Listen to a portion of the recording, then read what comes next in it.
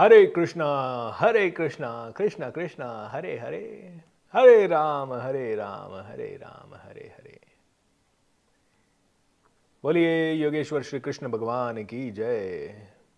भगवत गीता के 7 दिनों के इस प्रोग्राम में आप सभी का स्वागत है और आज दूसरा दिन हमारे साथ भगवत गीता का। एंड इस सेकंड डे में हम लोग चर्चा करेंगे कर्म योग की। आज सबसे ज़बरदस्त अध्याय है, सबसे इंपॉर्टेंट अध्याय है, जिसके ऊपर सबसे ज़्यादा कंफ्यूजन लोगों को है।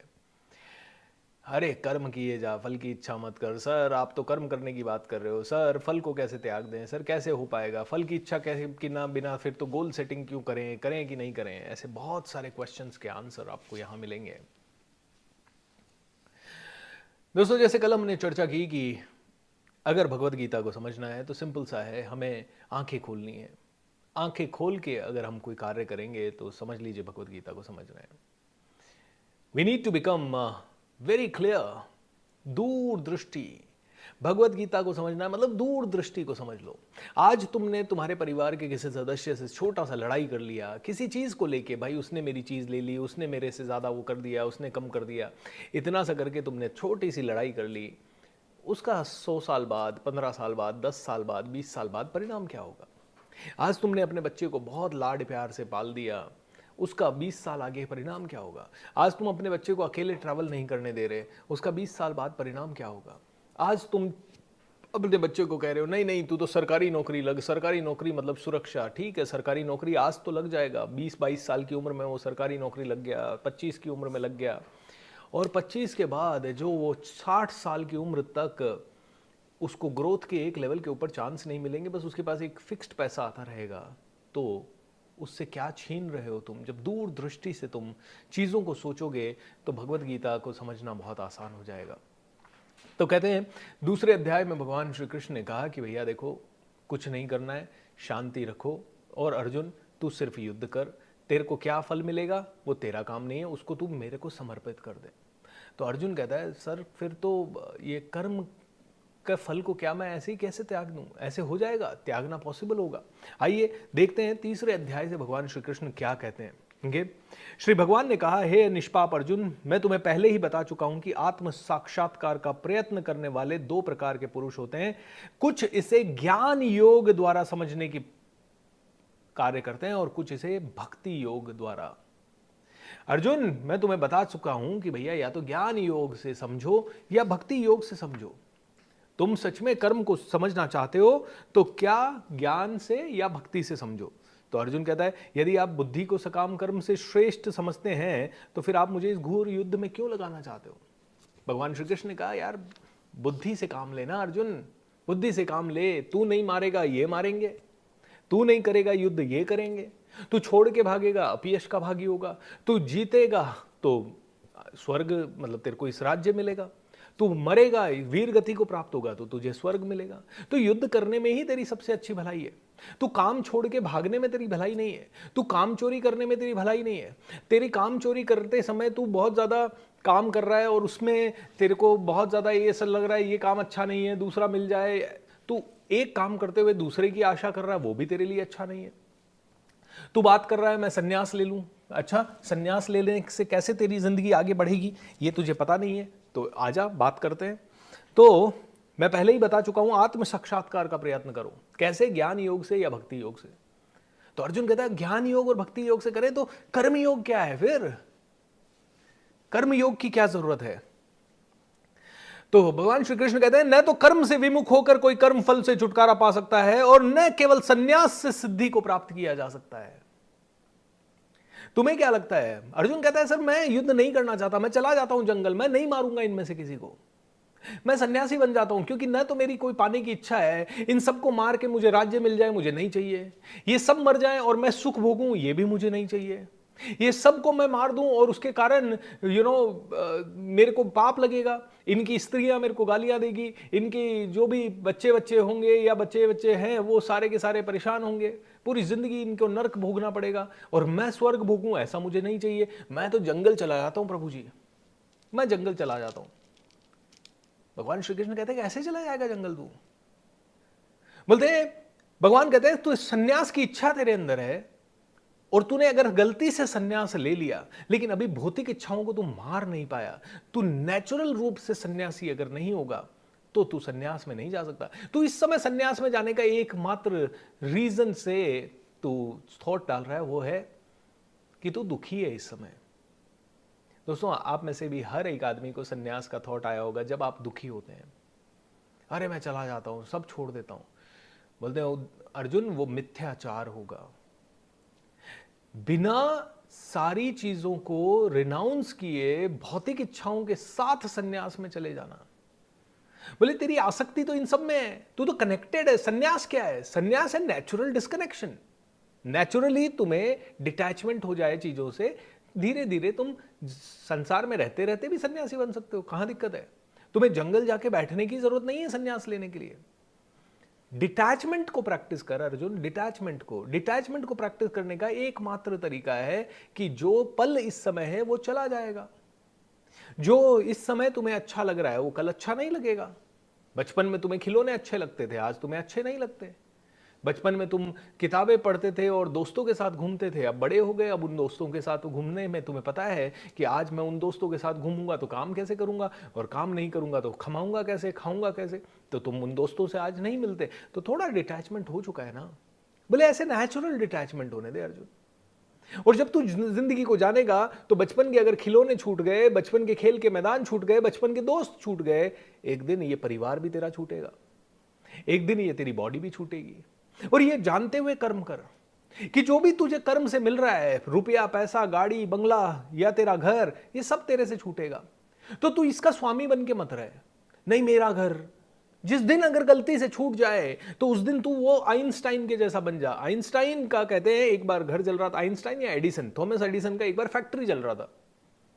और जब फैक्ट्री जल गया, आग लग गई, तो उसने अपने छोटे बेटे को कहा, अरे तेरी मम्मी को बुला के ला। पिताजी क्यों?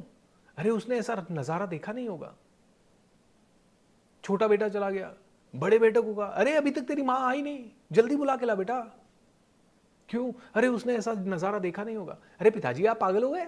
सब लोगों ने कहा पिताजी पागल हो गए। पिताजी क्या पागल हो गए यार, फैक्ट्री जल रही है, पता लगता है दुख से इनको शॉर्ट सर्किट हो गया अंदर और ये बहुत दुखी हो रहे हैं। नहीं नहीं, वो एनलाइटेंड आदमी था। वो कहता है सारी गलतियां जल गई, फैक्ट्री जल गई, सारी गलतियां जल गई, अब नए सिरे से शुरू करेंगे। बोले ये वाला लेवल होना चाहिए तेरा। इसी को बोलते हैं अर्जुन स्थित प्रज्ञ। तो तू कर्म कर के बोलते हैं, तूने कहा ज्ञान मार्ग और भक्ति मार्ग। बोलते हैं अर्जुन भक्ति मार्ग में चला गया, तुझे को सब छोड़ के तू आंखें बंद करके बैठ गया, लेकिन मन में फिर कभी तो ख्याल आ रहा है ये खा लूं क्या, मन में कभी तो ख्याल आ रहा है नहीं नहीं ये वाली चीज मिल जाती तो अच्छा होता, ऐसी कार मिल जाती तो अच्छा होता, ऐसा जीवन हो जाता तो अच्छा होता। बोले तू यहां है और तेरे मन में ये सारे ख्याल आ रहे हैं, और फिर अचानक से कोई आदमी, देखिए कई लोग भक्ति में है, बहुत लीन होते हैं भक्ति में, और वो बिल्कुल साफ सुथरे होके, और मान लीजिए कोई बच्चा या कोई आदमी उनके मंदिर में चप्पल पहन के चले, ये पागल हो गया तू, चप्पल पहन के आ रहा है, निकाल यहां से बाहर, चप्पल बाहर निकाल। और ये कह रहा है मैं भक्ति मार्ग पे हूं। भक्ति मार्ग पे होके एक चप्पल से इतना गुस्सा। बोले अर्जुन ये मैं बोल रहा हूं कि जब तू कहेगा कि मैं भक्ति मार्ग पे हूं और तेरे अंदर अभी भी काम वासना या तेरे अंदर क्रोध अग्नि या ये सारी चीजें शांत नहीं हुई, तो तू भक्ति मार्ग पे जाना मतलब तू झूठ बोल रहा है, तू मिथ्याचारी है, तू मिथ्या आचरण कर रहा है। तो जब तक तेरे अंदर से ये काम, क्रोध, लोभ, मोह, अपमान, भय, ये सारी चीजें अपने आप समाप्त नहीं होगी, तब तक तू भक्ति मार्ग पे नहीं जाना है तेरे को। तो आराम से धीरे धीरे कर्म योग के थ्रू भक्ति पे मार्ग पे जाओ। तू कहता है ज्ञान मार्ग, बोले ज्ञान मार्ग किताबों से आ जाएगा, सब कुछ आ जाएगा ज्ञान मार्ग, लेकिन ज्ञानी सच में होने की स्थिति यही है कि ये छोटी मोटी चीजें तुम्हें लोड ना दे। तुम सच में ज्ञानी हो जाओ तो जानो कि इसने मेरा अपमान किया तो ये भी एक दिन चला जाएगा, चलो माफ कर दो। तुमने बहुत बुरी तुम्हारे साथ किसी ने स्थिति कर दी, तब भी तुमने कहा कि यार चलो माफ कर दो। तुम सरल हो गए, सहज हो गए, तुम्हें ज्ञान होने लग गया, तुम्हें आत्म साक्षात्कार के लेवल पे तुम आ गए, तुम्हें पता लग गया कि कोई अपना नहीं है, कोई पराना या नहीं है। एक मिनट के लिए सोचिए, अर्जुन वहां पे खड़ा है और अर्जुन के हाथ कांप रहे हैं और अर्जुन बैठ गया, पसीना पसीना हो गया और कर्म करना अर्जुन ने छोड़ दिया। अब अर्जुन कहता है मैं तो ज्ञानी हो गया साहब, मेरे को तो किसी को नहीं मारना है, ये नहीं करना है। दोस्तों मन दुर्बल हर आदमी का होता है, हर ज्ञानी का होता है। एक मिनट के लिए सोचते हैं, गौतम बुद्धा की ये कहानी हम सब ने सुनी है कि एक दिन वो रात को महल में बैठे हुए थे, उनकी पत्नी थी, उनका 2 साल का बच्चा राहुल था, एंड उनके मन में वैराग्य जाग गया। बोले नहीं, मुझे तो भगवान की खोज करनी है, मैं निकल रहा हूं। अब जस्ट इमेजिन कीजिए, ऐसा कोई सरलता से हुआ होगा कि गौतम बुद्धा ने रात को उठे होंगे और तुरंत महल से बाहर चले गए होंगे? ऐसा हुआ होगा? वो कक्ष से बाहर जाने से पहले उनके कितनी बार पांव रुके होंगे, कितनी बार उन्होंने पलट पलट के देखा होगा, कितनी बार उन्होंने अपनी वाइफ का चिंतन किया होगा, कितनी बार उन्होंने अपने बेटे का चिंतन किया होगा, कितनी बार उन्होंने सोचा होगा कि शायद ये सही नहीं है, कल सुबह ये उठेगी तो ये कैसे रोएगी, कल सुबह ये उठेगी तो कैसे होगा, क्या होगा, मेरे पिताजी का क्या होगा, मेरे पत्नी का क्या होगा, बाकी लोग जो मेरे से अटैच्ड है उनका क्या होगा। गौतम बुद्धा के मन में भी ये सारे ख्याल आए होंगे, उनका भी मन दुर्बल हुआ होगा। लेकिन दुर्बल मन के बावजूद भी जब गौतम बुद्धा ने देखा 100 साल आगे की जिंदगी क्या है, 50 साल आगे की जिंदगी क्या है, जीवन दुख है और दुख का कारण है, और अगर इस दुख का कारण है तो इसका निवारण भी है, और मुझे वो निवारण खोजने के लिए जाना है। मुझे अपने लिए ही नहीं, मुझे इस पूरी ह्यूमैनिटी के लिए वो निवारण खोजने के लिए जाना है। उसके लिए मेरी एक पत्नी डेफिनेटली थोड़े दिन के लिए दुखी होगी, और बाद में उसी पत्नी को उन्होंने एनलाइटनमेंट दिया, उसी पिता को उन्होंने एनलाइटनमेंट दिया, वो ही बच्चा उनका शिष्य बना। दोस्तों, कितनी बड़ी बात है, राइट? जो महापुरुष होते हैं ना, जो सच में ज्ञानी हो जाते हैं, जो सच में भक्ति के मार्ग पे चले जाते हैं, वो ऐसे चले जाते हैं। लेकिन इतना ज्ञान है क्या हमारे पास? हम भक्ति मार्ग पे तो चले गए, हम ज्ञान मार्ग पे तो चले गए, लेकिन हमें पीछे, अरे यार घर पे क्या चल रहा होगा, अरे उसका क्या हो रहा होगा, अरे ऐसा क्या हो रहा होगा, अरे उसने ऐसा क्यों कर दिया था, कभी किसी का ख्याल आ रहा है उसने मुझसे चिड़ा हो गया था। आप देखिए, कई सारे कुंभ के मेले में कई सारे साधुओं के वीडियो भी आए, जहाँ कोई साधु गाली दे रहा है, जहाँ कोई साधु बहुत गुस्सा कर रहा है, और वो कहते हैं हम तो संन्यास के मार्ग पे हैं।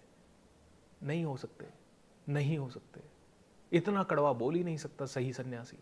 तो भगवान श्री कृष्ण कहते हैं, न तो कर्म से विमुख होकर कोई कर्म फल से छुटकारा पा सकता है, और न केवल सन्यास से ही सिद्धि प्राप्त की जा सकती है। प्रत्येक व्यक्ति को अर्जित गुणों के अनुसार विवश होकर कर्म करना ही पड़ता है। अतः कोई भी एक क्षण भी अर्जुन कर्म किए बिना नहीं रह सकता।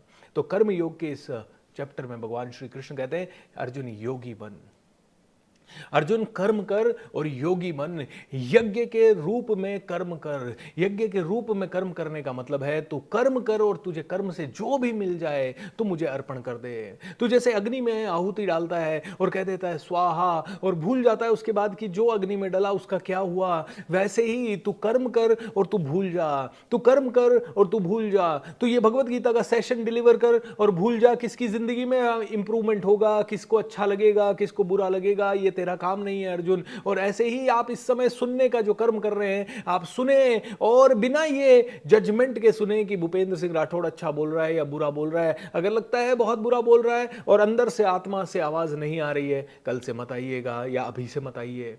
जो भी कर्म कर रहे हैं पूरे शांति से कर दीजिए, एंड उससे क्या होने वाला है। और ये भगवत गीता का चैप्टर सुनने के बाद भी आपके जीवन में इससे क्या होने वाला है, इसको जज मत करें। आपने सुन लिया, इसके ऊपर बैठ के 5 मिनट मनन कर लीजिएगा। अगर अच्छा लगे तो बहुत अच्छा है, नहीं लगे तो कोई बात नहीं, नहीं लगे तो कोई बात नहीं। बोलते हैं अर्जुन, सबसे पहला लेवल होता है कर्मकांड। कर्मकांड मतलब है शास्त्र विधि के अनुसार जो तुम पूजा पाठ पद्धतियां करते हो, वो एक कर्मकांड है। बोले वो लेवल जो है वो कई लोग करते हैं, लेकिन अगर उसमें भी तुमने शास्त्र विधि से किया, या उसमें भी तुमने अपने से अपने गुरु के बताए हुए मार्ग पे चल के कुछ अच्छा काम किया, तो वो भी तुम्हें अच्छे मार्ग पे ले जाएगा, लेकिन वो तुम्हें मुक्ति नहीं दिलाएगा। अगर तुम्हें कलयुग में मुक्ति चाहिए तो कहते हैं ज्ञान योग पे चलना बड़ा मुश्किल है, भक्ति योग पे चलना बड़ा मुश्किल है। बोलते हैं सबसे सरल है कर्म योग पे चलना। और कर्म योग ये कहता है जो भी कार्य करो वो भक्ति रूप में करो, जो भी कार्य करो वो ज्ञान युक्त होके करो कि हाँ भाई, मैं आज अपनी जॉब कर रहा हूं और इस जॉब में मुझे यहां से पैसे मिल रहे हैं, मुझे यहां से पैसे मिल रहे हैं, उस पैसे से मैं अपने बच्चे को खिला पा रहा हूं, उस पैसे से मैं कपड़े खरीद पा रहा हूं, उस पैसे से मैं बाइक चला पा रहा हूं, उससे मैं कार में पेट्रोल भरवा पा रहा हूं, उससे इलेक्ट्रिसिटी का बिल दे रहा हूं, उससे राशन पानी आ रहा है, उसके कारण मेरे कपड़े धुल रहे हैं, प्रेस हो रहे हैं, उसके कारण सब कुछ चप्पल जूते सब आ रहा है घर में, सर उठा के समाज में जी पा रहा हूं उस काम के कारण। तो कर्मयोग कहता है उस काम को मैं पूरी शिद्दत से करूं, उस काम में मैं पूरी लगन लगा दूं, उस काम में मैं पूरी जान डाल दूं। उसके बाद मेरा मालिक मुझे प्रमोशन देगा कि नहीं देगा, ये मालिक के ऊपर छोड़ दूं। प्रमोशन के लिए क्या मैं डिमांड करूं? बिल्कुल डिमांड करूं। कभी लगे कि हाँ मैंने 2 साल काम कर लिया, अब मुझे प्रमोशन तो मिलना चाहिए और नहीं मिल रहा है, तो रिक्वेस्ट करें। लेकिन रिक्वेस्ट करना भी एक कर्म है। तुमने रिक्वेस्ट कर दिया और तुमने दोनों चीज मान ली। रिक्वेस्ट करना तुम्हारे हाथ में है, प्रमोशन देना नहीं देना तुम्हारे बॉस के हाथ में। बोले अर्जुन, जब हर चीज फल देना या ना देना अगले आदमी के हाथ में है। मैंने तुमसे प्यार से बात की, मैंने तुम्हें भगवत गीता का नॉलेज दिया। अगर मैंने ये दिया तो उसके कारण मैं ये सोचने बैठ जाऊं कि अब मैंने को बहुत अच्छी नॉलेज दी है, तुम सब मुझे प्रशंसा देने चाहिए, आप सब मेरे इस वाले सेशन के बारे में सोशल मीडिया पे शेयर करना चाहिए, आप सभी लोग मेरे बारे में 1000 लोगों को बताने चाहिए, आप सभी लोग मुझे बहुत सारा पैसा देना चाहिए क्योंकि मैंने ये नॉलेज दिया। ये तो गलत हो जाएगा अर्जुन, ये तेरे हाथ में नहीं है। तेरे हाथ में तो ज्ञान देना है, बस तेरे हाथ में तो काम करना है, तेरे हाथ में तो सिर्फ रिक्वेस्ट करना है। तू जिस दिन ये मान लेगा ना कि तेरे हाथ में सिर्फ तेरा कर्म है, उसके अलावा तेरे हाथ में कुछ भी नहीं है। तूने अपने भाई के लिए अच्छा किया, तूने अपनी बहन के लिए अच्छा किया, दीदी के लिए अच्छा किया, दादी के लिए अच्छा किया, पिता के लिए अच्छा किया, पड़ोसी के लिए अच्छा किया, गांव वालों के लिए अच्छा किया। अब तू कहे कि मैंने अच्छा किया, वो सब मेरे लिए अच्छा करना चाहिए, ये तेरा कर्म नहीं है, ये तेरे पास में नहीं है, ये तेरे बस में है ही नहीं। तो क्यों उसके प्रति कार्य कर रहा है? Guys, can you put the AC on please और गिव मी द रिमोट। है रिमोट इधर ही है यार, सॉरी। कहते हैं कि खाक में छोरा और बगल में गांव में ढिंढोरा, पास में ही पड़ा है। समझ रहे हैं आप कि भाई तुम्हारी जिंदगी में तुम्हारा हक नहीं है। मैंने तुम्हारे साथ अच्छा किया, तुम भी मेरे साथ अच्छा करोगे, ऐसा जरूरी थोड़ी है। और तुमने मेरे साथ अच्छा किया, मैं भी तुम्हारे साथ अच्छा करूंगा, ये भी जरूरी नहीं है। और कई बार तो ये भी जरूरी नहीं है कि तुम्हारे साथ हो सकता है अगला आदमी अच्छा ही कर रहा हो, तुमने सपोर्ट मांगा और हर वक्त उसने तुम्हें सपोर्ट नहीं दिया, उससे भी वो तुम्हारी सेवा कर रहा हो, लेकिन तुम तो कह रहे हो मुझे सपोर्ट ही मिलना चाहिए। And this is very very bad Arjun. इसीलिए तू कर्म को समझ, कर्म को समझना ही तेरे लिए सबसे श्रेयस्कर है। क्योंकि गृहस्थ जीवन में रहते हुए या भौतिक जगत में रहते हुए धीरे धीरे कर्म के फलों से जब तू विमुख होता जाएगा, अपने आप तू ज्ञान मार्ग पे चला जाएगा, अपने आप तू भक्ति मार्ग पे चला जाएगा, अपने आप तू सर्वश्रेष्ठ मार्ग पे चला जाएगा, क्योंकि अपने आप तेरी कर्म फलों से आसक्ति छूटती चली जाएगी।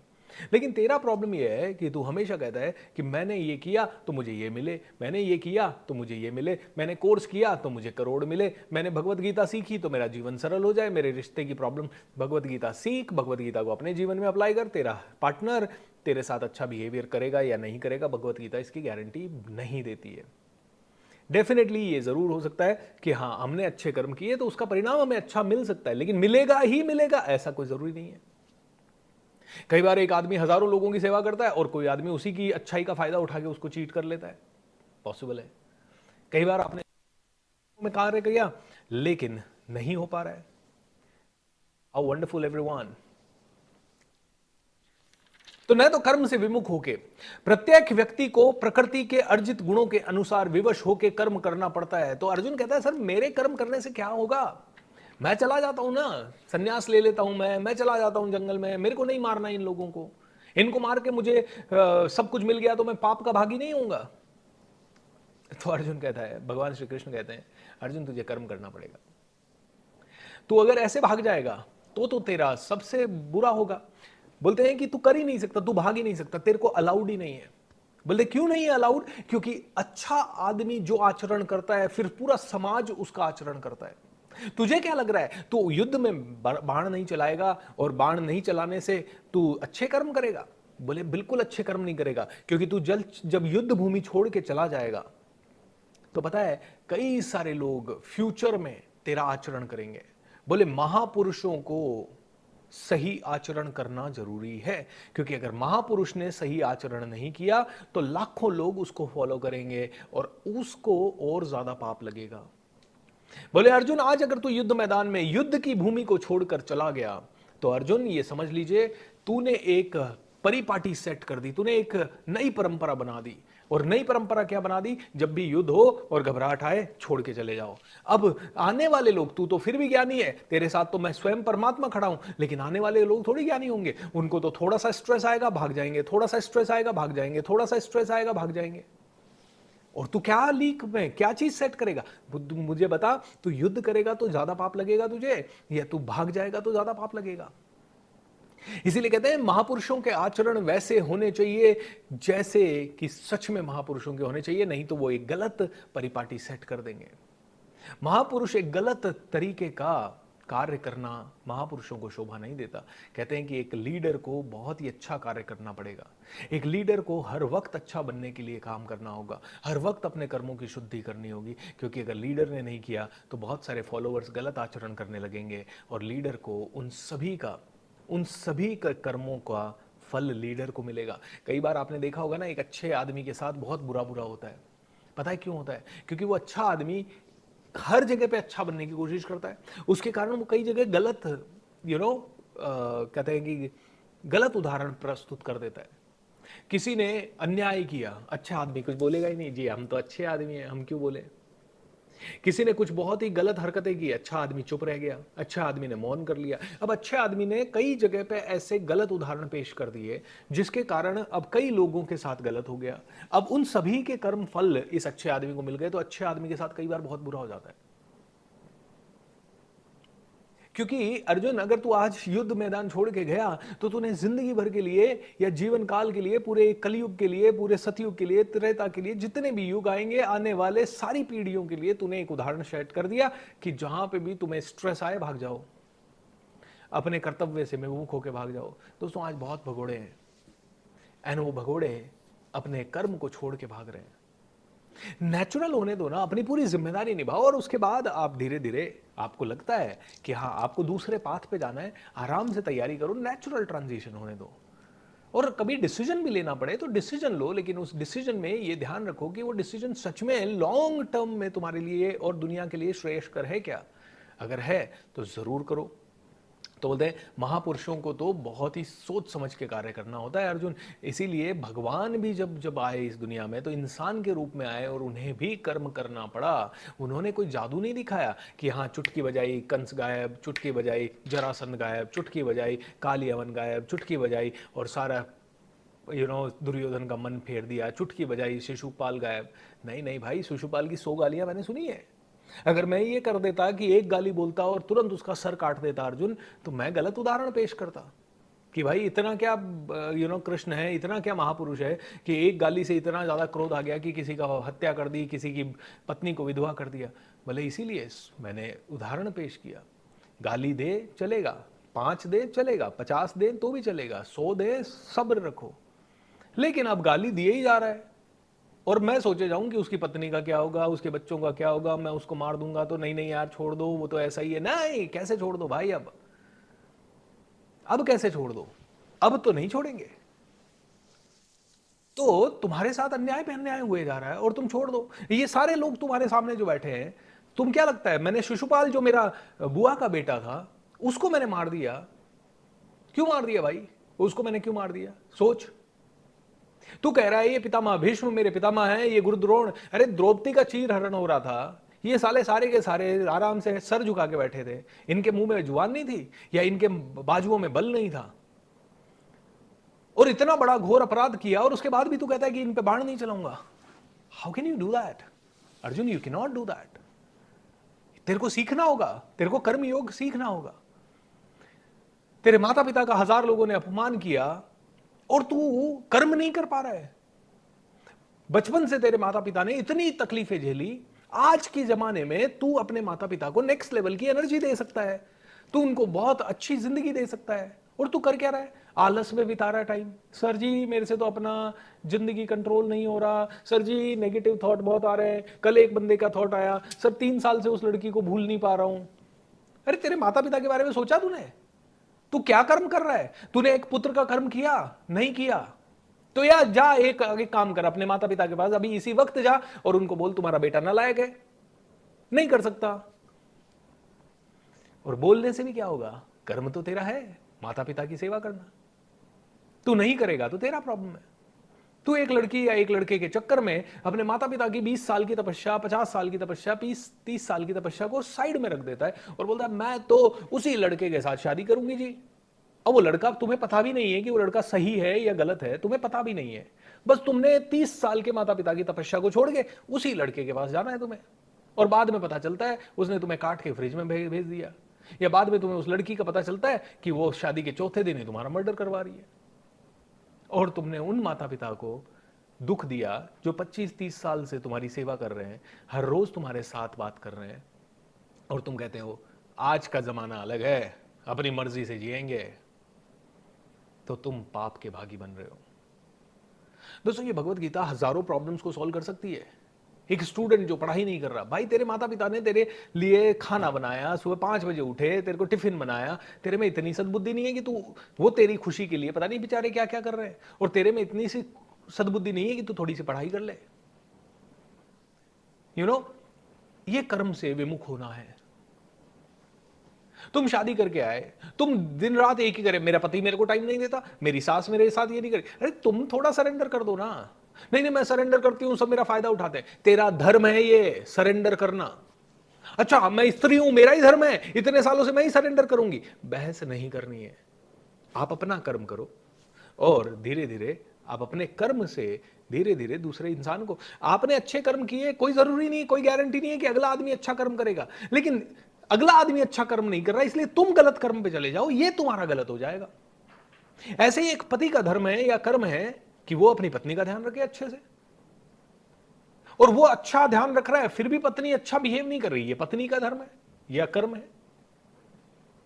नहीं नहीं, मैं तो इतना अच्छा पति हूं, मैं तो सब कुछ कर रहा हूं जी, पैसे भी दे रहा हूं, कमा भी रहा हूं, लेकिन मेरी पत्नी मेरी सुनती नहीं है, बहुत नेगेटिव हो रही है। तो प्यार से समझाओ, और ज्यादा प्यार से समझाओ, और ज्यादा समझदारी से काम लो, लेकिन तुम अपना कर्म नहीं छोड़ सकते।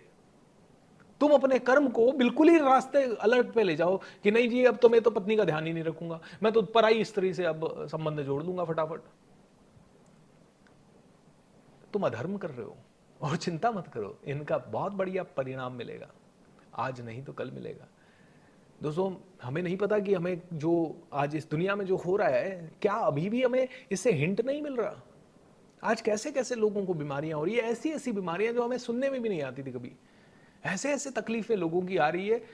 जैसे आज ही अभी मैं कमांडो ट्रेनिंग में कर रहा था, और एक हमारे कमांडो है, उन्होंने कहा सर 5 दिन हो गए, मेरी बहन पता नहीं कहीं चली गई है, और 5 दिन से हम ढूंढ रहे हैं, मिल ही नहीं रही है, क्या करें। हमारे कमांडो ट्रेनिंग में 3 कमांडोज ऐसे हैं जिनके पिता घर से पता नहीं ऐसे ही टहलने निकले थे, और आज 1.5 साल हो गया, 2 साल हो गया, 3 साल हो गया, वापस ही नहीं आए। 3-3 साल से वापस नहीं आए, समझ ही नहीं आ रहा अब वो कैसी हालत होगी, सोचिए। ऐसे ही हमारे अभी एक कमांडो थे, उनके बच्चे को, छोटा बच्चा है, बहुत ज़्यादा तकलीफ है। एक हमारे कमांडो हैं जिनकी बिटिया सिर्फ 13 साल की है, एक लड़के के प्यार में पड़ गई। वो लड़का शादीशुदा भी है, 30 साल का भी है, लेकिन वो लड़की कहती है मैं तो इसी के साथ शादी करूंगी। अब वो पता नहीं उसने क्या गुट्टी पिलाई है, माँ बाप की बिल्कुल नहीं सुनती है, सुनना ही नहीं चाहती है। माँ बाप कुछ कह दे तो बोलेगी मैं तो आत्महत्या कर लूंगी जी। अब ये कलयुग है दोस्तों, ये सारी चीज़ें होंगी, और इन सारी चीज़ों को अगर सॉर्ट आउट करना है तो सिर्फ कर्म सिद्धांत। तो जो लोग कहते हैं कि क्या गोल बनाएं कि नहीं बनाएं, तुम गोल बनाओ। तुम्हें किसने मना किया? भगवान कृष्ण ने कहां कहा कि गोल मत बनाओ? भगवान श्री कृष्ण कह रहे हैं तू युद्ध में आया है तो डेफिनेटली युद्ध में जीत हासिल करना ही तेरा गोल होना चाहिए, लेकिन अगला बाण चलाते समय तेरे को ये नहीं सोचना है कि अगला बाण का उत्तर क्या आएगा, या तेरे को सोच भी रहा है तो वो उत्तर तेरे से कमजोर बाण आएगा या तेरे से शक्तिशाली बाण आएगा, ये नहीं सोच सकता तू। तो अपने घर परिवार को अच्छे से लेके चलने की कोशिश कर, लेकिन तू ये नहीं सोच सकता कि तेरे बच्चे तेरे अधिकार में रहने चाहिए और तू जो कहे वो ही करना चाहिए। ये अर्जुन तू नहीं कर सकता, because it is not possible.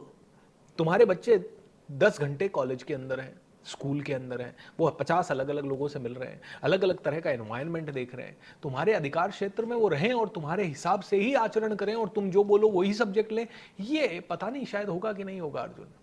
और तुम इसमें हो गया तो तुम ऐसे अहंकारी मत बनो, अरे देखा मेरा बच्चा मेरे हिसाब से चला। इसमें तुम अहंकारी मत बनो, तुम अधिकार क्षेत्र क्यों जमा रहे हो?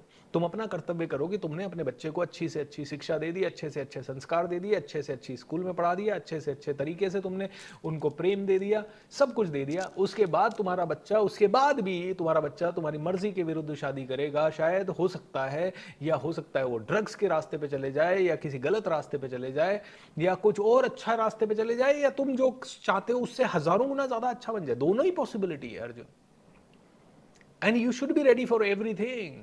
इस दुनिया में be ready for surprises Arjun, be ready for surprises. तो जब युद्ध के मैदान में उतर रहा है तो डेफिनेटली जीत के निश्चय करके उतर, लेकिन हार भी मिल सकती है, पराजय भी मिल सकती है, पॉसिबिलिटी उसकी भी है, उसके लिए भी तैयार रहे कि तू पराजित हो गया या यु वीर गति को प्राप्त हो गया तो तू क्या करेगा, कोई बात नहीं, उस समय वो करेंगे।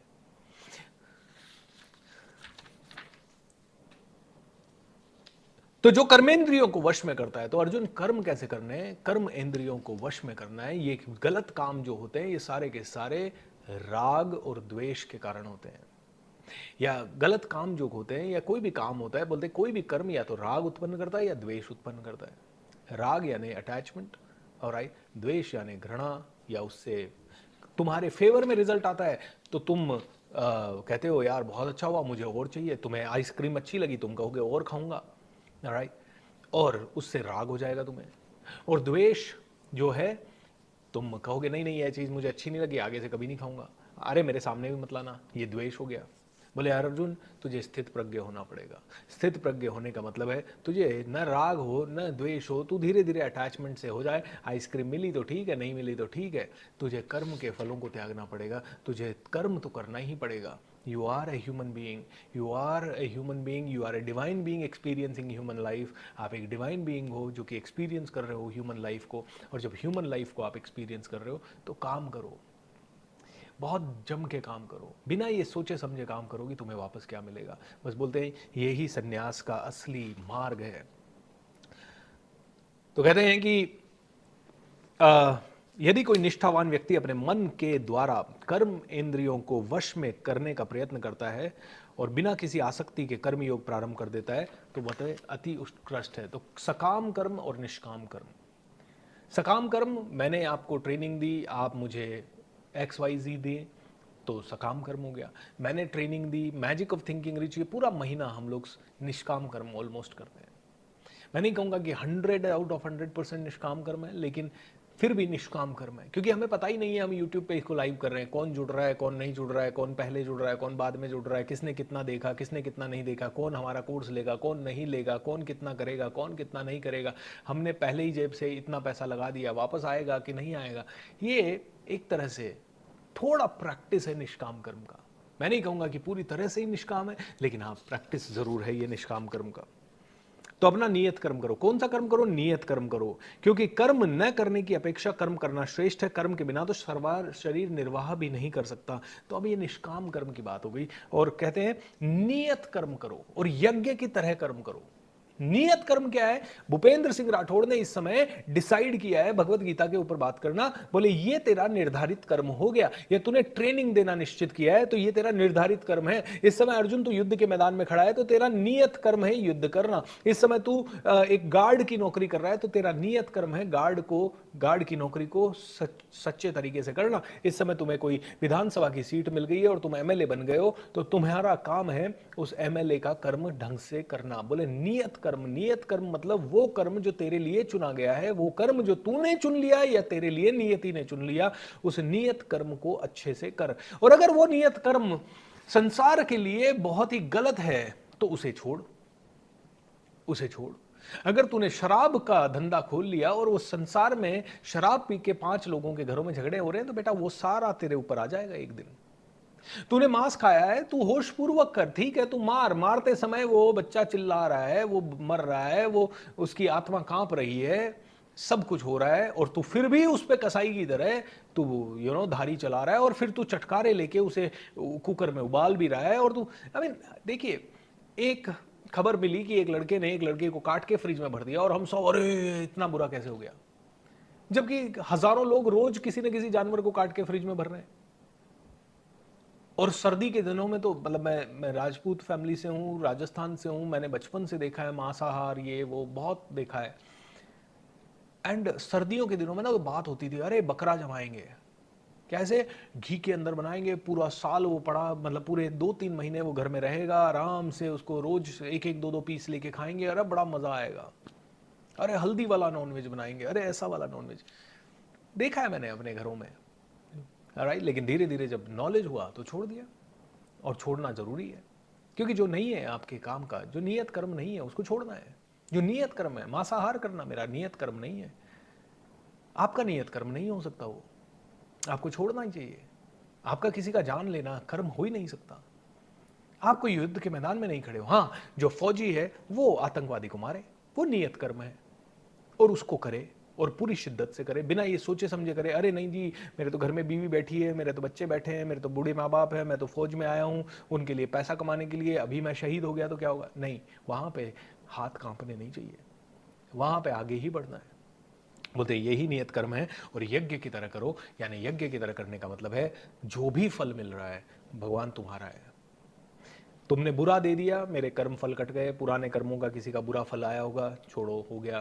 तुम्हारे साथ अच्छा हो गया, बहुत अच्छा है, भगवान ने ये अच्छा ऑफिस दे दिया, भगवान आपका है, किसी दिन आप ले भी सकते हो। तुम कस्टोडियन हो यार, तुम्हारी मृत्यु के साथ ये तुमसे छूटेगा, या तुम्हारे जीते जी ये तुमसे किसी न किसी बहाने से छूटेगा। ये तुमसे छूटना ही है।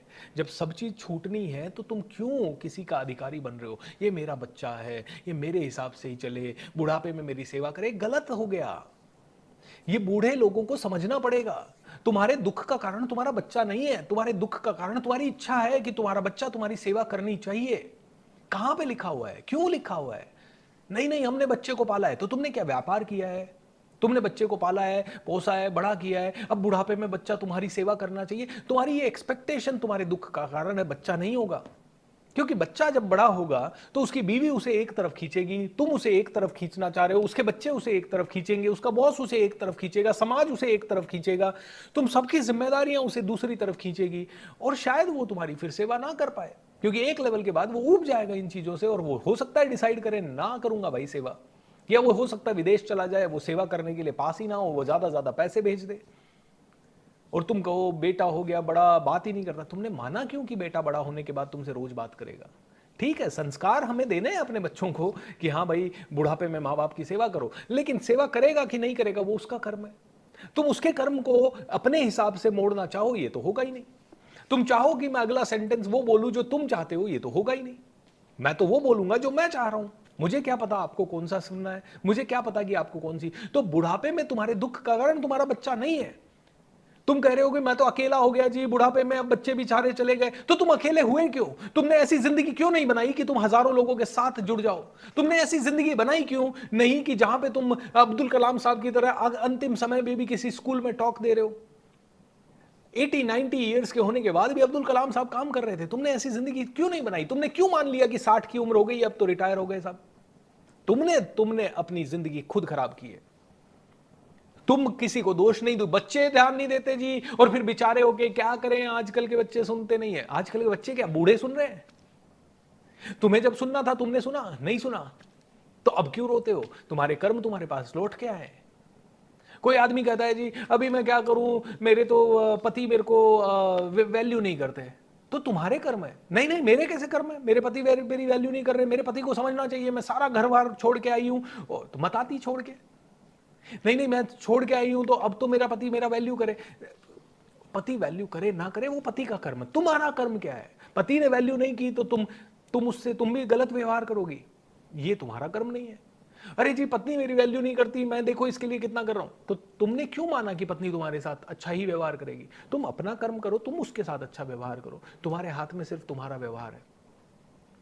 दोस्तों हज़ारों प्रॉब्लम सॉल्व हो जाएगी अगर हमने भगवत गीता को ढंग से समझा तो, और रोज़ शेयर भी करें, कई लोगों को लेके आए साथ में। एंड इन्हीं चीज़ों को बहुत डिटेल में आपकी ज़िंदगी में लाना है तो ना सिर्फ ये 7 दिन मुझसे सुने, धीरे धीरे हमारे कमांडो ट्रेनिंग में आए। 90 डेज़ इस तरह की बहुत अच्छी अच्छी चर्चाएँ होती है।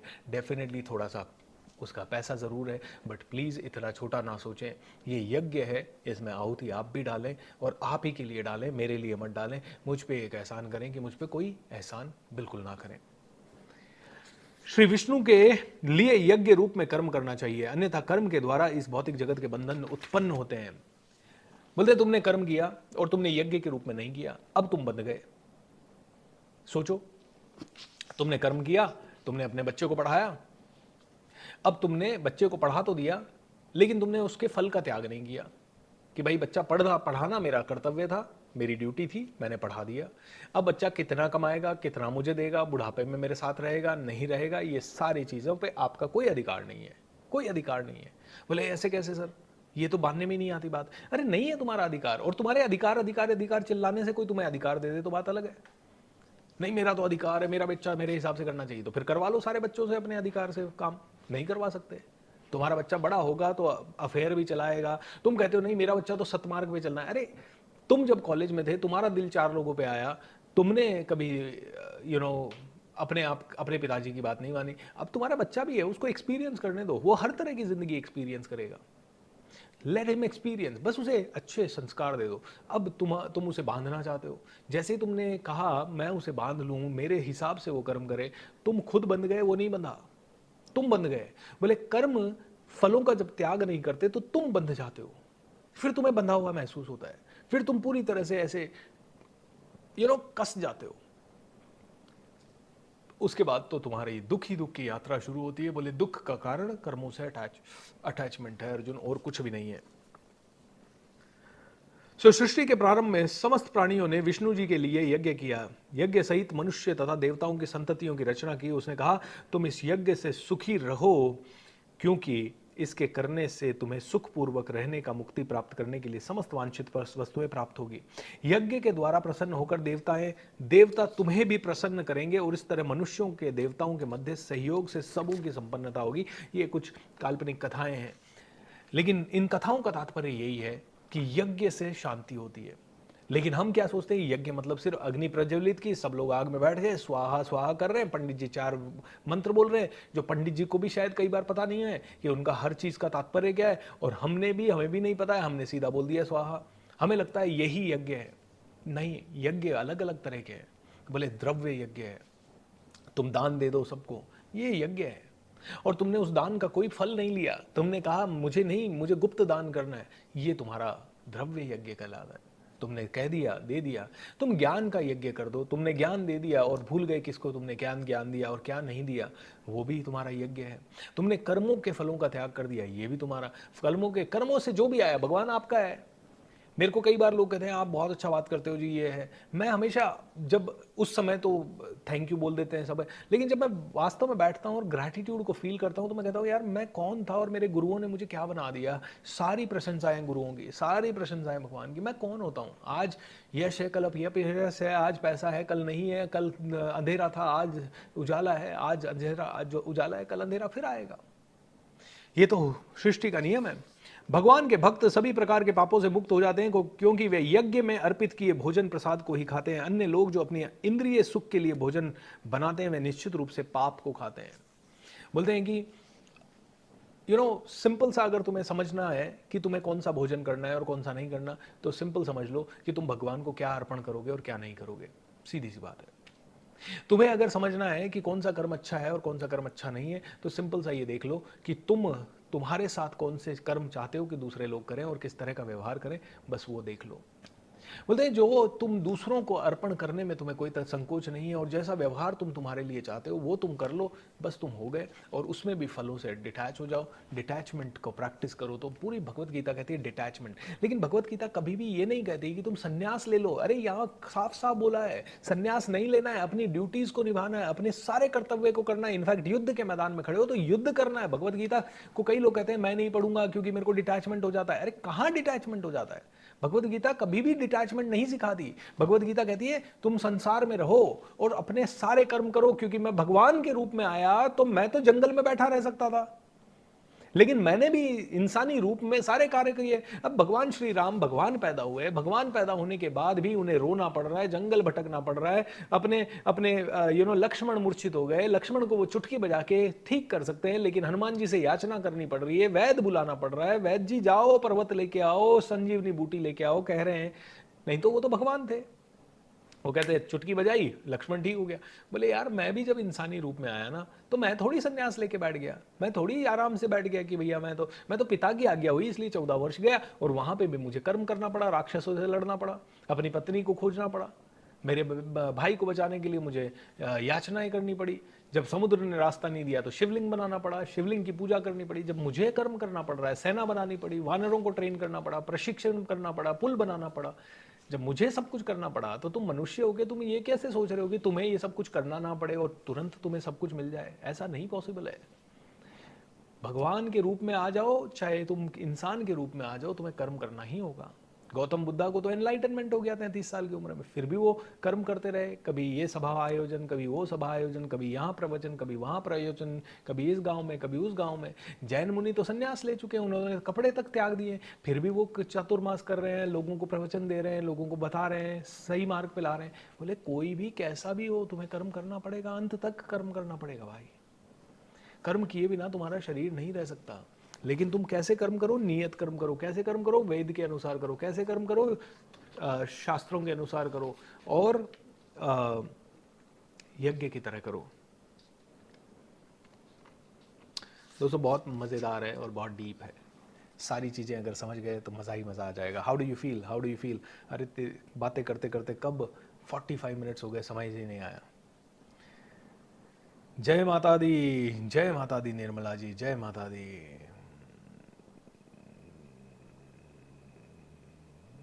यस मेरे भाई, ये यस यस यस। जय सिया राम। मैं बोलते बोलते कहीं ऐसा तो नहीं है कि मेरी टोन वोन कुछ ज़्यादा ही अग्रेसिव हो जाती है, बट मुझे बड़ा ऐसे आनंद आता है, ऐसे लगता है कि सारी चीज़ें जो जो मुझे लग रही है जल्दी जल्दी समझा दूँ, क्योंकि समय भी बहुत कम है। एक्चुअली एक चैप्टर में मिनिमम 1 डेढ़ 2 घंटा चाहिए, तब जाके हम समझ सकते हैं। हाँ, आज तो योगा डे है, विश्व योगा डे है, बट योगा डे पे सिर्फ शरीर को तोड़ना मोड़ना ही योगा नहीं है। ये जो हम कह रहे हैं माइंड को समझ रहे हैं, ये भी योग है। कर्म योग ही सबसे बड़ा योग है। शरीर का योग तो करो या ना करो, ठीक है, स्वस्थ रह लोगे। शरीर का स्वस्थ रखना भी एक अच्छा कर्म है, लेकिन सबसे इंपॉर्टेंट है मन स्वस्थ नहीं रहा और शरीर स्वस्थ हो गया, ये सबसे बड़ा प्रॉब्लम हो जाता है। कईयों का शरीर स्वस्थ रहता है, मन स्वस्थ नहीं रहता, तो वो अलग अलग काम करते हैं, बुरे बुरे काम करते हैं। ये नहीं रखना है।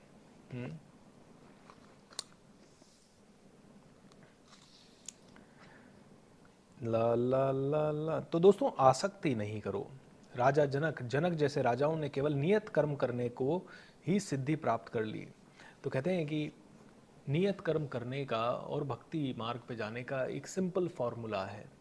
पहला, अच्छे लोगों की संगत, ठीक है, एसोसिएशन ऑफ ग्रेट पीपल। तो जैसे जैसे तुम अभी ये एसोसिएशन आपकी और मेरी है, तो इससे तुम ऑटोमेटिकली सही रास्ते पे आने लगोगे। तो बोलते हैं एसोसिएशन बहुत अच्छी चीज़ है। दूसरा, आप ऐसी बुक्स पढ़ो, इन बुक्स को पढ़ोगे और उनको समझोगे तो भी आपकी अच्छी अच्छी चीज़ें होंगी। तीसरा है चैंटिंग करो। चैंटिंग करने का मतलब है अच्छे वाणी बोलो, अच्छे मंत्र बोलो, हर एक शब्द तुम्हारा चैंटिंग हो जाना चाहिए। मेरा जीवन अच्छा ही होगा, मेरे जीवन में ज़बरदस्त चीज़ें आएगी, the rest of my life will be the best of my life. भगवान का तुमने, जैसे आप प्रेमानंद जी महाराज को सुनो, वो तो एक ही चीज़ कहते हैं, तुम्हारे सारे दुख कट जाएंगे हमारे कहने पे, सिर्फ तुम 1 महीना तो दिन रात राधा राधा राधा बोलो तो सही। हर रोज 1 2 5 माला तो कर ही लो राधा राधा। तो भगवान का नाम लेने से जब रास्ता कट सकता है तो क्यों नहीं कटना चाहिए। दोस्तों जो इतने बड़े बड़े विद्वान बोल के गए, ऐसे तो नहीं बोल के गए होंगे, क्योंकि पता है क्यों बोल के गए कि वो भगवान का नाम लो। ऑलराइट, ऐसा नहीं है कि भगवान का नाम लेने से भगवान प्रसन्न बहुत ज़्यादा होंगे, लेकिन यह है कि जब भगवान का नाम लोगे ना, तो तुम गलत नहीं सोच पाओगे, तुम कंप्लेन नहीं कर पाओगे, तुम नेगेटिव नहीं हो पाओगे, तुम्हारी वाइब्रेशन प्योर ही होगी, तुम्हारी एनर्जी प्योर ही होगी। इसलिए राम राम करो, इसलिए राधा राधा बोलो, या इसीलिए कृष्णा कृष्णा बोलो, इसीलिए हरे रामा हरे कृष्णा कृष्णा कृष्णा हरे हरे, इसीलिए ओम नमः शिवाय बोलो, इसीलिए मंदिर जाओ, इसीलिए तुम बड़ों के पैर छुओ। बोले इसलिए नहीं कि अरे मैं बड़ों का पैर छूंगा तो क्या मेरी जिंदगी में मिरेकल होगा, अरे मैं मंदिर जाऊंगा तो भगवान क्या मेरे लिए मिरेकल करेंगे, अरे सर आपके कहने के हिसाब से मैंने मंत्र का उच्चारण किया तो मेरे साथ मिरेकल होंगे, क्या मुझे ज़्यादा पैसा मिलेगा, क्या कोई गारंटी नहीं है तुम्हें ज़्यादा पैसा मिलेगा। अगर तुम ज़्यादा पैसे की चाह से तुम कोई गोल लिख रहे हो, या मैं जो बता रहा हूँ वो रोज़ रोज़ कर रहे हो कि हाँ लिखो मेरा मेरा घर स्वर्ग है, बोलने बोलने मात्र से तुम्हारा घर शायद स्वर्ग होगा या नहीं होगा ये कोई पता नहीं है, लेकिन ये ज़रूर है कि जब तुम बोल रहे हो मेरा घर स्वर्ग है, तो तुम उस घर में तुम्हारी कर्म के हिसाब से तुम एक अच्छी वाइब्रेशन छोड़ रहे हो, तुम्हारा एक अच्छा वाइब्रेशन हो रहा है, तुम्हारी वाइब्रेशन अच्छी है, तो शायद प्रकृति का नियम कहता है जैसे बीज तुम बोओगे वैसे तुम्हारे पास फल लौट के आएंगे, तो शायद तुम्हारे घर में अच्छे फल लौट के वापस आएंगे। लेकिन कौन से फल आएंगे या आएंगे ही नहीं आएंगे, इसी जन्म में आएंगे या अगले जन्म में आएंगे, इसमें तेरा कोई अधिकार नहीं है। तू सिर्फ ये बोल ले मेरा घर स्वर्ग है, तू सिर्फ ये बोल ले जो मैं खाऊं अमृत है, तू जो खा रहा है तू ये बोल के खाएगा कि तू जो खाए वो अमृत है, उसी से वो अमृत हो जाएगा, ऐसा कोई जरूरी नहीं है, ऐसा कोई जरूरी नहीं है। लेकिन तू जब बोलेगा कि जो मैं खाऊं वो अमृत है, तो उस भोजन को ग्रहण करते समय तुझे शांति होगी, तुझे सात्विकता महसूस होगी, तुझे अच्छा लगेगा, तेरी अच्छी फीलिंग है, तूने अच्छे बीज बो दिए, तो शायद प्रकृति तुझे अच्छे फल देगी, बस इतना ही है। लेकिन तू कहे कि नहीं मैं तो बोलता था जी रोज मेरा भोजन तो अमृत है, लेकिन फिर भी भाई मेरे को तो ये मोटापा हो गया या डायबिटीज हो गया या कैंसर हो गया या XYZ कुछ हो गया, हो सकता है भाई, क्या पता तेरे पूछा इस जन्म के कर्म है, ये तो आगे जन्म के पिछले जन्म के पता नहीं क्या है तेरे कर्म। हाँ, तीनों लोकों में मेरे लिए कोई भी कर्म नियत नहीं है, न मुझे किसी वस्तु का अभाव है और न ही आवश्यकता है, तो भी मैं नियत कर्म करने में तत्पर रहता हूं, क्योंकि यदि मैं नियत कर्मों को स्वाधीन पूर्वक करता हूं, सावधानी पूर्वक करता हूं, तो हे पात्र ये निश्चित ही सारे मनुष्य के पथ का अनुगमन करेंगे। भगवान कहते हैं मुझे भी कर्म करना पड़ा, इसलिए करना पड़ा क्योंकि मैं भी मनुष्य के रूप में ही आया, और मनुष्य के रूप में आया तो मुझे वो हाईएस्ट स्टैंडर्ड मनुष्य के रूप में पेश करने हैं दुनिया के सामने, जो कि मनुष्य के लिए आदर्श बन जाए, और मुझे आदर्श बनना है तो मुझे कर्म करना होगा। यदि मैं कर्म को त्याग के सिर्फ जंगल चला जाता तो सारे मनुष्य कहते हैं कि यार भगवान भी जंगल चले गए, हम भी जंगल चलते हैं, तो उससे तो फिर सृष्टि का चक्र ही रुक जाता। जिस प्रकार अज्ञानी जन फल की आसक्ति कैसे कार्य करता है, उसी तरह विद्वान जनों को चाहिए कि वे लोगों को उचित पथ पर ले जाने के लिए अनासक्त रह के काम करें। आपका और मेरा कार्य है कि हम सभी लोगों को सही रास्ते पे लेके चलें, एंड इसके लिए हमें सही आचरण करना ही होगा। दोस्तों, आदमी कहता है मैं अच्छा करूँगा तो मुझे क्या मिल जाएगा, मुझे क्या मिल जाएगा, मुझे क्या फ़ायदा हो जाएगा। अरे तुम्हारे फ़ायदा नुकसान क्या है, तुम्हारा सिर्फ एकमात्र कर्तव्य है, तुमने जो जगह तुम्हें भगवान ने दी है ना, तुम जब मरो तो ये तुम जैसी तुम्हें मिली उससे 4 गुना अच्छी होनी चाहिए, बस तुम्हारा इतना ही कर्तव्य है। अब तुम अपने फ़ायदे नुकसान की मत छोड़ो, व्यापार करने नहीं आए हो, तुम इस दुनिया में सीखने के लिए आए हो, तुम इस दुनिया में सीखने के लिए आए हो, तुम कुछ लेने के लिए नहीं आए हो, क्योंकि तुम जो भी लोगे इस दुनिया से तुम साथ लेके जा ही नहीं पाओगे, तो तुम लेने के लिए आए ही नहीं हो, तुम देने वाले बनो। Your job is just to give, your job is not to take. अरे सर क्या बात कर रहे हो, इसका मतलब कुछ ले ही ना, सर दुनिया कितनी बुरी है, हमने कितना अच्छा किया, हमारे साथ कितना बुरा हुआ। Don't just get into that. तुम देने के लिए आए हो, इतना समझ लो। तुम भिखारी बन के लेने के लिए नहीं आए हो, तुम सिर्फ और सिर्फ देने के लिए आए हो। तो सर क्या पैसा ना मिले? नहीं, पैसा मिले ना, किसने कहा पैसा ना मिले, तुम वैसे कर्म करो तुम्हें पैसा मिल जाएगा, लेकिन नहीं भी मिल सकता है, कोई गारंटी भी नहीं है। तो क्या पैसा कमाने के लिए काम करें? करें, बिल्कुल करें, पैसा जरूरी है। काम मोक्ष धर्म एंड अर्थ चारों एक ही चीज के पहिए हैं, तो चारों जरूरी है। तो किसने कहा पैसा जरूरी नहीं है? लेकिन तुम पैसा कमाने के लिए कार्य कर रहे हो। मैं ट्रेनिंग प्रोग्राम को सेल करूं और वो लाख रुपए का सेल हो या 50 लाख का सेल हो, मुझे नहीं पता कितने का होगा। तुम एक फैक्ट्री लगाओ और फैक्ट्री में सारे मजदूर तुम्हें अच्छे ही मिलेंगे और सारा अच्छा मार्केट ही मिलेगा, तुम्हारी पता नहीं। लेकिन तुम अगर उस फैक्ट्री के ओनर हो तो कर्म करो। कैसे कर्म करो? दिन रात वो कर्म करो जो तुम्हारी फैक्ट्री को ऊपर ले जाए, और दिन रात उन मजदूरों की और तुम्हारे कस्टमर्स की सेवा के लिए कार्य हो। तो तुम्हें क्या करना पड़ेगा? तुम्हें हर रोज़ अपने आप को अपग्रेड करना पड़ेगा, तुम्हें हर रोज़ अपने आप को दिमाग लगाना पड़ेगा, तुम्हें हर रोज़ प्लानिंग करनी पड़ेगी, तुम्हें हर रोज़ नए नए विचार लाने पड़ेंगे। और तुम अगर वो नहीं ला रहे हो और तुम्हें लगता है यार ये मजदूर काम नहीं करता, ये भी काम नहीं करता, ये भी काम नहीं करता, ये भी काम नहीं करता, ये गलत कर रहा है, ये गलत कर रहा है, तुम क्या कर रहे हो? तुम उनकी गलतियाँ देखने वाले बन रहे हो। तुम अच्छे बनो ना, अपने आप धीरे धीरे अच्छा होगा, देखो तो सही। तो पैसा कमाओ, लेकिन तुम्हारे आचरण दिन रात यही मत सोचो कि मुझे तो 200 करोड़ कमाना है और हर चीज़ में अरे अपने को 200 करोड़ जाना है, अपने को 300 करोड़ जाना है, अपने को ये करना है, अपने को वो करना है। दिन रात तुम वही कर रहे हो। तुम सेवा कब कर रहे हो? तुम अपने कस्टमर के लिए हाईएस्ट लेवल पे, कस्टमर को तो तुम मिलावट दे रहे हो, कस्टमर को तो तुम आगे पीछे सरका रहे हो, कस्टमर के काम में तो तुम इधर उधर कर रहे हो, और फिर तुम कहते हो कि मैं काम कर रहा हूँ। नो। तो भक्ति भाव में कर्म तथा सकाम कर्म के भेद को भली भांति जानते हुए जो परम सत्य को जानने वाला है, वह कभी भी अपने आप को इंद्रियों में तथा इंद्रियों तृप्ति में नहीं लगाता। तो भगवान कहते हैं इंद्रियों को वश में करो, वो खाओ जो तुम्हारे शरीर को चलाने के लिए ज़रूरी है, ना कि वो खाओ जो तुम्हारी जीभ को रोज़ रोज़ अच्छा लगता है। वो खाओ, वो पहनो जो तुम्हारे शरीर को ढकने के लिए ज़रूरी हो, ना कि रोज़ रोज़ इसी चीज़ में तुम खो जाओ कि मुझे तो ऐसे ही कपड़े पहनना बहुत अच्छा लगता है, ऐसे पहनूंगा तो मैं सुंदर दिखूंगी, ऐसा पहनूंगा तो मैं सुंदर लगूंगा। बोले ठीक है, तुम्हारे पास सुंदर वस्त्र हैं, सुंदर पहनो, लेकिन अगर नहीं है तो जो जैसे हैं उनको भी अच्छे से पहनो और बस उसमें संतुष्ट हो जाओ। तुम दिन भर अपने चेहरे को सजाने के लिए मेकअप कर रहे हो, एक एक दो दो घंटे तुम मेकअप में लगा रहे हो, एक एक घंटा तुम बाथरूम में नहाने के लिए लगा रहे हो। बोलते हैं कि तो तुम गलत कर रहे हो, क्योंकि तुम सिर्फ शरीर को सजाने के लिए ही नहीं आए हो। तुम उसको सजाओ, अच्छा दिखो, कोई दिक्कत नहीं है, हेल्दी दिखो, हेल्दी खाओ, चेहरे पे ग्लो हो, चेहरे पे तेज हो, सब कुछ हो, लेकिन वो नेचुरल तरीके से आने दो ना। तुम नेचुरल तरीके से आने दो। तुम तो उसी को कर्म समझ के बैठ गए कि नहीं मुझे तो अच्छा ही दिखना है, बस यही कर्म है। मुझे तो यार शॉपिंग करने में तुमने लगा दिए 4 घंटे, एक जूते लेने थे तुम्हें और 4-5 घंटे, नहीं नहीं मैं बड़ा चूजी हूँ, मेरे को ब्रांड अच्छी लगती है, मेरे को ये अच्छा लगता है। तुम कौन से कर्मों में घुस गए? तुम आए क्या बनने थे और तुम भूल गए तुम करने क्या आए थे और तुम करने क्या चले गए। एक डॉक्टर आया, पेशेंट को वो आया ट्रीटमेंट करने आया कि भैया इसका ट्रीटमेंट है, कैंसर का ट्रीटमेंट करना है, और आया और उसको एड्स का ट्रीटमेंट के इंजेक्शन लगा के चला गया। अब उस डॉक्टर को तुम क्या कहोगे? बोले ये तो अनपढ़ डॉक्टर है, इसने ऐसा कैसे किया। तो आप भी तो वही कार्य कर रहे हैं। आप आए हो इस दुनिया में अपना आत्मा को नेक्स्ट लेवल पे ले जाने, और तुम अधोगति बोलते ना, हाँ अधोगति, उधर्व गति, अधोगति, खैर एनीवेज, तुम पॉजिटिव की तरफ जाने की जगह नेगेटिव की तरफ जा रहे हो, उजाले की तरफ जाने के लिए अंधकार की तरफ जा रहे हो। ये तो तुम्हारी गलती है, ये तो तुम समझ ही नहीं पा रहे हो।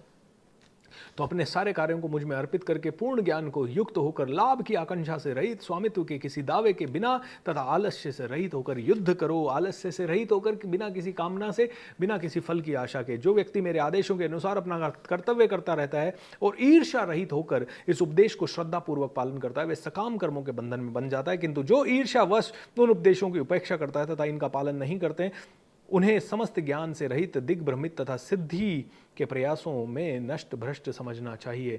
ज्ञानी पुरुष भी अपनी प्रकृति के अनुसार कार्य करता है, क्योंकि सभी प्राणी तीनों गुणों से प्राप्त अपनी प्रकृति का ही अनुसरण करते हैं। तो दोस्तों, अपने, इसका मतलब भगवान ये नहीं कह रहे कि तुम अपना सारा का सारा कंट्रोल करो अपनी सेंसेस को।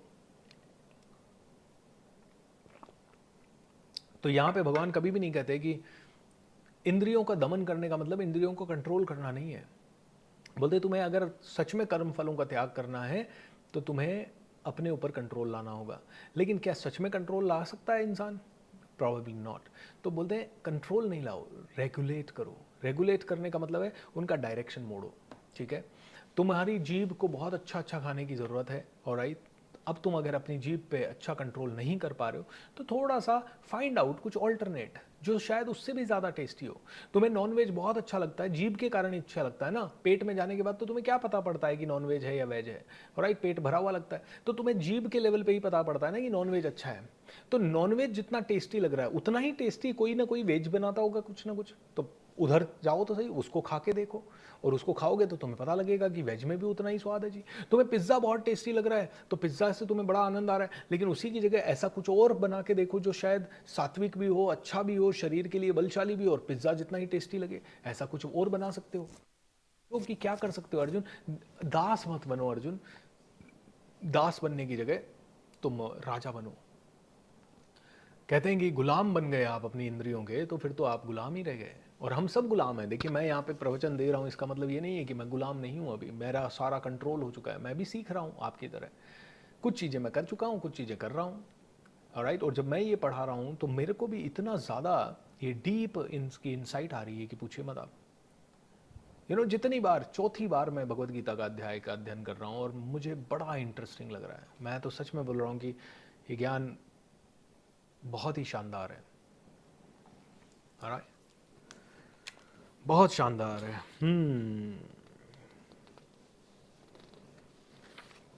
तो बोलते हैं सर फिर ये इतने गलत कर्म क्यों होते हैं? बोलते हैं अर्जुन, रजोगुण होता है ना तुम्हारे अंदर, रजोगुण, तमोगुण, सतोगुण, आगे इसके ऊपर डिटेल में होगा। बोलते हैं जब रजोगुण के संपर्क में आप आते हो तो उससे काम, यानी कि उससे डिज़ायर्स पैदा होती हैं। और जब डिजायर्स फुलफिल नहीं होती तो क्रोध पैदा होता है, और जब क्रोध पैदा नहीं होता, जब क्रोध पैदा होता है तो उसमें तुम्हारे पाप कर्म और ज्यादा बढ़ जाते हैं। तो सारा का सारा रजोगुण, रजोगुण क्या कहता है? पाने की लालसा, मुझे ये मिले, मैं ऐसा दिखूं ऐसा दिखूं, तो रजोगुण है। और रजोगुण से क्या होता है? डिजायर्स, एक डिजायर आई तो दूसरी डिजायर, दूसरी डिजायर आई तो तीसरी डिजायर, मतलब तुम हमेशा क्रोधी ही रहोगे, तुम कभी भी शांत नहीं हो पाओगे। इस तरह से तुम कहो मेरे पास 100 करोड़ आ गया, तुम और दुखी हो जाओगे। तुम 1000 करोड़ आ गया, तुम और दुखी हो जाओगे। तुम 5000 करोड़ आ गया, तुम और दुखी हो जाओगे। क्यों? क्योंकि वो तुम्हारी जो डिजायर है वो रजोगुण से आ रही है, और वो रजोगुण से आने वाली डिजायर फुलफिल जब नहीं होगी तो तुम या तो डिस्पेयर में चले जाओगे, नेगेटिविटी में चले जाओगे, या तुम्हें क्रोध आएगा, तुम एक क्रेजी एट के भंवर में पड़ जाओगे। या तो तुम्हें कभी एंगर आएगा, या कभी तुम्हें फ्रस्ट्रेशन आएगा, या एंगर आएगा या फ्रस्ट्रेशन आएगा, या तो तुम बहुत कुछ करने की कोशिश करोगे गुस्से में, या फिर तुम गिव अप करने की कोशिश करोगे। बोले तुम इस भंवर में कब फंस जाओगे तुम्हें पता ही नहीं चलेगा। तुम्हारे साथ जब तक आसानी से पैसा आता रहा तुम कहोगे अरे बड़ा आ रहा है, लेकिन जहां पे भी रुके तुम, मैं ऑनेस्टली बोल रहा हूं, जब 10,000 कमाते थे तो 20,000 की सोचते थे, 50,000 कमाने की सोचते थे, फिर 50 आया तो 1 लाख, 1 लाख आया तो 1 करोड़, और अब 1 करोड़ में भी ऐसा लगता है जैसे गरीबी की जिंदगी जी रहे हो आप। यार ये भी नहीं कर पा रहे, ये भी नहीं कर पा रहे, ये भी नहीं कर पा रहे। अब क्या है? सीधा 10 करोड़। बोले ये तो डिजायर का भंवर है, इसमें तो तुम कभी छुटकारा पा ही नहीं सकते। लेकिन क्या तुम पैसा नहीं कमाओ? तुम पैसा कमाओ, लेकिन ये जानते हुए कमाओ, ये होश पूर्वक कमाओ कि वो जो 100 करोड़ भी आएगा ना, तो मुझे जीवन अब सिंपल ही रखना है। मैंने BSR, मेरा नाम भूपेंद्र सिंह राठौड़ है, उसका BSR छोटे इनिशियल, उसमें मैंने एक ही मतलब कर दिया उसका, बी सिंपल एंड रियल। तो मेरा अब पूरा प्रयत्न है कि मैं जितना सिंपल हो सकूं उतना करूं। हाँ, मेरे काम के लिए मुझे अच्छा कैमरा चाहिए, मुझे लेना है, लेकिन मेरे पर्सनल जीवन को मैं जितना सिंपल कर सकूं उतना सिंपल करूं। मुझे मेरे कपड़ों से कोई जज करे, आई डोंट लाइक इट, और करता है तो करता रहे, I don't really care about this. पहले मैं बहुत केयर करता था, पहले मैं हमेशा सूट बूट टाई में हमेशा देखता था, आज ये सूट पहना है, आज ये टाई पहनी है, अभी ये पहनना है, इसके साथ ये शर्ट पहना है, ये सारे खत्म कर दिए। अब बिल्कुल सरल जिंदगी कर दी, जीन्स टी शर्ट या jeans shirt and blazer. Blazer भी गिनती के 4 5 6 रखे हुए हैं, बस उनको पलट पलट के पहनते रहते हैं। क्यों फालतू में लोड लेना है? किसको दिखाना है? और किसी को दिखा के कोई मेरे को ज़्यादा पैसा देने वाला है तो ना दे भाई, कोई बात नहीं। दोस्तों सिंपल कर दो लाइफ को, सिंपल करते जाओ, सिंपल करते जाओ, अच्छा करते जाओ, बढ़िया करते जाओ, तो रजोगुण से काम होता है। तो इच्छाएं आपकी एंडलेस है, आपको कभी भी संतुष्टि होगी नहीं। 100 करोड़ पे जाके भी आप अशांत के अशांत रहोगे। आप देखो दोस्तों, पैसे वाले लोग ज़्यादा अशांत है, भले वो बैठ के आराम से एक क्लब में टाइम पे उनके पास नाश्ता खाना सब आ जाएगा, लेकिन फिर भी अशांत बहुत ज़्यादा है, इनसिक्योर बहुत ज़्यादा है, चिड़े हुए बहुत ज़्यादा हैं, गुस्से में बहुत ज़्यादा हैं, नेगेटिव बहुत ज़्यादा हैं। उनके साथ उनके परिवार टोटल 80% परिवार, 70% परिवार बिखरे हुए हैं। और अगर आपको लगता है कि ये सही नहीं है तो अमेरिका जाके देख लो, 80% 90% परिवार बिखरे हुए हैं, 2 मैरिजेस 3 मैरिजेस 4 मैरिजेस कॉमन है, राइट। इस प्रकार ज्ञानमय जीवात्मा को शुद्ध चेतना उसके काम रूपी नित्य शत्रु से ढकी रहती है, जो कभी भी तुष्ट नहीं होता और अग्नि के समान जलता रहता है। बोलते हैं हमेशा तुम जलते ही रहोगे अगर तुमने ये आचरण किया। तुम्हें लगता है तुम्हारे पास पैसा आने के बाद तुम ठीक हो जाओगे, नहीं, पहले अटैचमेंट छोड़ो पैसे से। पैसा बहुत कमाओ, लेकिन किसी दिन पैसा छूट गया तो तुम्हें लोड ना हो। तुम सोना चांदी बहुत खरीदो, लेकिन किसी दिन वो सोना चांदी छूट गया तो तुम्हें लोड ना हो। तुम्हें जब तुम इस दुनिया से जा रहे हो तो आराम से मुक्त मन से जाओ, यार ये तेरा, ये तेरा, ये तेरा, ये तेरा, लोड ना, राइट। तुम्हें किसी को देना पड़े, तुम्हारा किसी जमीन का टुकड़ा तुम्हारे छोटे भाई, बड़े भाई या तुम्हारी दीदी, बहन, छोटी बहन किसी के पास चला जाए तो तुम्हें शंका ना हो, ठीक है यार चला गया कोई बात नहीं, उसके कारण तुम आसक्त ना हो जाओ। बोले पैसा कमाओ लेकिन पैसे से अटैचमेंट नहीं हो। ऐश्वर्य हो, भगवान का रूप है ऐश्वर्य। बोले भगवान बनना है तुम्हें, तुम इंसान के रूप में भगवान हो। भगवान के क्वालिटीज में से एक क्वालिटी है ऐश्वर्य, वैभव, जबरदस्त वैभव होता है, जबरदस्त ऐश्वर्य होता है भगवान के पास। सोना चांदी गहने हीरे जवाहरात मुकुट वगैरह सब होगा भगवान के आसपास, लेकिन ऐश्वर्य है, लेकिन ऐश्वर्य से अटैचमेंट नहीं है। धूनी भी रमा सकते हैं, भस्म भी लगा सकते हैं, भगवान है। तो वैसा ही बन जाओ, और वैसा ही बन जाओगे तो वैसा ही होता जाएगा।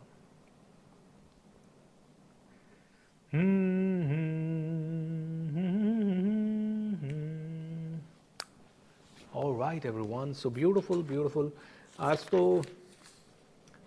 तो लास्ट है, अपने आप को भौतिक इंद्रिय मन तथा बुद्धि से परे जानकर और मन को सावधान आध्यात्मिक बुद्धि में स्थिर करके आध्यात्मिक शक्ति द्वारा इस काम रूपी दुर्जय शत्रु को जीतो। तो अर्जुन, ये इच्छाएं जो अनगिनत तेरी इच्छाएं हैं, इनको रेगुलेट कर, ये इतनी सारी इच्छाओं को समेट और जान ये कि तू शुद्ध रूप में एक आत्मा है, और तू शुद्ध रूप में एक आत्मा है, और तुझे जो भी मिल रहा है ये सब छूटने वाला है। तो जो चीजें छूटने ही वाली है तो उसकी तरफ तू इतना क्यों जा रहा है? तू अपना जो भी कर्म तेरे को मिला है, तू पॉलिटिक्स में आया है, तू पॉलिटिशियन बन, तू पॉलिटिशियन बन, हजारों लोगों की सेवा करने के लिए बन। लेकिन तू इस चीज में क्यों उलझ गया कि मैं पॉलिटिशियन हूं तो अब मेरे पास इतना पैसा ही होना चाहिए, इतना रुपया ही होना चाहिए, अब ये कुर्सी मुझसे छूटनी नहीं चाहिए। तेरे को ये डर क्यों लगा हुआ है कि कुर्सी नहीं छूटनी चाहिए? तू अच्छे काम करना, तेरे से कुर्सी क्यों छूटेगी? तू खतरनाक लेवल पे काम कर, पब्लिक के बीच में जाके काम कर, अच्छे से काम कर। तू पब्लिक की सेवा करने के लिए बना है, तूने तो सेवक बना दिया है सबको। तू तो उल्टा उल्टा कर रहा है। राजा का काम ये नहीं है, राजा कस्टोडियन है उस सिंहासन का। तू कस्टोडियन बनना, तू तो सच में राजा बनने चला है। और तू सच में राजा बनने का अहंकार तू लेके घूम रहा है। औरंगजेब को बड़ा अहंकार था, मैं सब जगह ऐसा कर दूंगा, वैसा कर दूंगा, सब मेरी बात सुनेंगे। अपने पिता तक को उसने जेल में डाल दिया। अब बोलो कहाँ है औरंगजेब? कौन उसके जैसा बनना चाह रहा है? उसका वजूद भी है क्या कोई? मिट्टी में मिल गया ना। बोले तेरे साथ भी यही होना है। बोले मेरा नाम होना चाहिए जी। नाम हो जाएगा तेरा, फिर क्या होगा? तू नाम के लिए काम कर रहा है ना, तो चल तेरा नाम हो गया मान ले, अब क्या होगा? और कितना नाम हो जाएगा? नहीं नहीं, जहाँ जाए सर आगे पीछे दुनिया घूमनी चाहिए। ठीक है, फिर घूम ली, उसके बाद क्या होगा? बोले तू नेचुरली होने देना। ये सब तो फल है, ये सब तो फल है, ये कोई कर्म थोड़ी है। ये तो फल है कि तूने बहुत अच्छा एक्टिंग किया तो तेरे हजारों फैन बनेंगे। ठीक है, तो तू तू अपने अपनी क्राफ्ट को मास्टर करने में दिमाग लगा। तूने अच्छा फुटबॉल खेला तो दुनिया तेरी फैन बनेगी। तूने अच्छा क्रिकेट खेला, दुनिया फैन बनेगी। तूने अच्छा गाया, तू अपने रियाज पे ध्यान देना। तू कहाँ फंस गया कि लोग मेरे साथ फोटो लेने चाहिए, लोग मेरे साथ ऑटोग्राफ। बोले वो नेचुरली हो जाएगा, वो तो फल है, वो तो फल तो अपने आप आएगा। तू तो बीज लगा, उस पे पानी डाल, उसको प्रोटेक्ट कर, बस तू इतना काम कर, फल अपने आप आएगा ना। कोई छोटा फल आएगा, कोई बड़ा फल आएगा, कभी कभी कम फल आएंगे, कभी कभी ज़्यादा फल आएंगे। ये तो विधि का विधान है, प्रकृति के बने बनाए नियम है। तुम गलती कर रहे हो, तुम फलों को बदलने की कोशिश कर रहे हो। तुम जड़ों को बदलो, तुम जड़ों पे काम करो, फल बाद में अपने आप बदलेगा। ये तो तुम मेरे पे विश्वास करना, मैंने बनाई है सृष्टि तो मैं जानता हूँ। तो बस इतना ही कर। एंड दोस्तों, यही गीता ज्ञान है। आज हमने तृतीय अध्याय को समाप्त किया। मुझे नहीं पता 7 दिन में मैं कैसे 18 चैप्टर पूरे कर पाऊँगा, लेकिन कोशिश करेंगे कुछ चीज़ें फास्ट फॉरवर्ड करने की, कुछ चीज़ें एक साथ 7-8 अध्याय का एक साथ ही निचोड़ निकालेंगे। बट 7 दिन में जितना हो पाएगा, जितना समझ जाएं उतना अच्छा है। जितना नहीं समझ पाएँ वो शायद हमारे लिए इस समय के लिए नहीं बनाए। आप सभी अपना प्रेम स्नेह सब बनाए रखें। कमांडो ट्रेनिंग में भी ज़रूर जुड़ें, बहुत प्यारा है कमांडो ट्रेनिंग। आज के बाद थोड़ा सा प्राइस 500-600 रुपये से इंक्रीज़ हो रहा है। सो मेक श्योर दैट आप में से हर एक आदमी कमांडो ट्रेनिंग को ज़रूर ज्वाइन करें। साथ में शाम को हमारा मैजिक ऑफ थिंकिंग रिच हो रहा है। मैजिक ऑफ थिंकिंग रिच को देखते रहें, सुनते रहें, ज़रूर जुड़ते रहें मैजिक ऑफ थिंकिंग रिच से। Very beautiful programme. मैं कहता हूँ कि कल्याणकारी है वो भी पूरा भगवत गीता का ही ज्ञान है एक तरह से। एंड उसको भी समझना ज़रूरी है। ये मत समझेंगे अरे लॉ ऑफ अट्रैक्शन हाँ हमने बहुत सुना है, नहीं, वो भगवत गीता ही है। वो भगवत गीता से भी बहुत प्यारा है। और भगवत गीता कहीं तुम्हें कुछ छोड़ना नहीं सिखा रही, तुम्हें कहीं कुछ बर्बाद नहीं कर रही। It's a very very beautiful beautiful thing. अगर एक दो कोई प्रश्न है तो पूछ लीजिए, नहीं तो फिर हम लोग यहीं पे आज इसको विराम देंगे। हम सर मुझे स्कूल जाना है, लेकिन इस सेशन को छोड़कर जाने का मन नहीं कर रहा है। Thank you Pushpa ji. तो घर से स्कूल जाते जाते कान में लगा के सुनते हुए जाएं। गुरु नानक प्रतशा जी ने तेरा ही तेरा ही तेरा ही राशन तौलिया। गुरसीत कौर जी, मेरे को थोड़ा कम समझ में आया गुरसीत जी, लेकिन फिर भी आप। नीतीश जी कहते हैं कमांडो ट्रेनिंग का पहले 4000 ही था। पहले तो भाई था ही नहीं, कमांडो ट्रेनिंग ही नहीं था पहले तो है। तो अब जो है वो दे दीजिए और मस्त रहिए, आराम से है।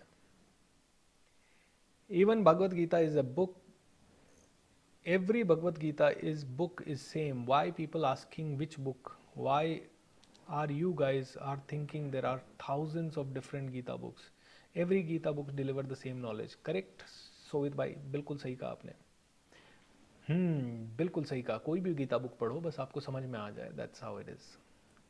आपको दिल से बहुत बहुत धन्यवाद, थैंक यू सो मच। आप ज़रूर 50 करोड़ लोगों की ज़िंदगी बदलेंगे। थैंक यू राजीव भाई, थैंक यू सो मच।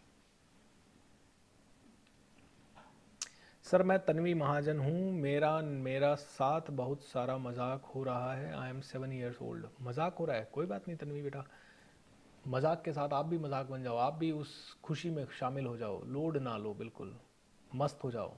कोई कहे तुम छोटी हो, बड़ा मज़ा आता है, अरे हाँ मैं छोटी हूँ, आपके सर पे बैठ जाऊँ, ऐसा मजाक करो तुम भी मजाक के साथ, कोई दिक्कत नहीं है, लोड नहीं लेना बेटा।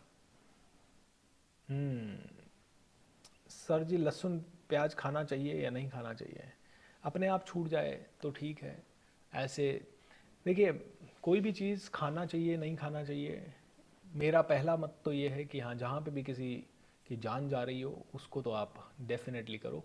ऐसा नहीं है कि जो किसी को नहीं मार रहा वो आदमी सात्विकी है, ऐसी बात नहीं है। लेकिन हाँ, कहीं पे अपनी खुशी के लिए किसी और को मारना ये उचित नहीं है, तो यहाँ तक ठीक है। अब बात आती है लहसुन और प्याज की। तो लहसुन और प्याज क्यों कहते हैं कि नहीं खाना चाहिए? क्योंकि शरीर में कुछ प्रवृत्तियाँ हैं, रजस तमस एंड सत्व। तो कहते हैं कि जब आप कोई भी चीज़ ज़्यादा मसाले खाते हो, ज़्यादा लहसुन और प्याज मतलब थोड़ी तेज़ी, और इवन ज़्यादा मिर्ची भी फॉर दैट मैटर, बोलते हैं ये जोश का खाना होता है, ये होश का खाना नहीं है। दो तरह के खाने हैं, जोश का खाना और होश का खाना। जहाँ जोश का खाना होता है, जैसे कि एक किसान है दिन रात बहुत खेती कर रहा है, मेहनत कर रहा है भयंकर तरीके से, कोई मजदूर है, तो उसे जोश का खाना खाना चाहिए, उसे मिर्ची भी चाहिए, उसे लहसुन भी चाहिए, उसे प्याज भी चाहिए।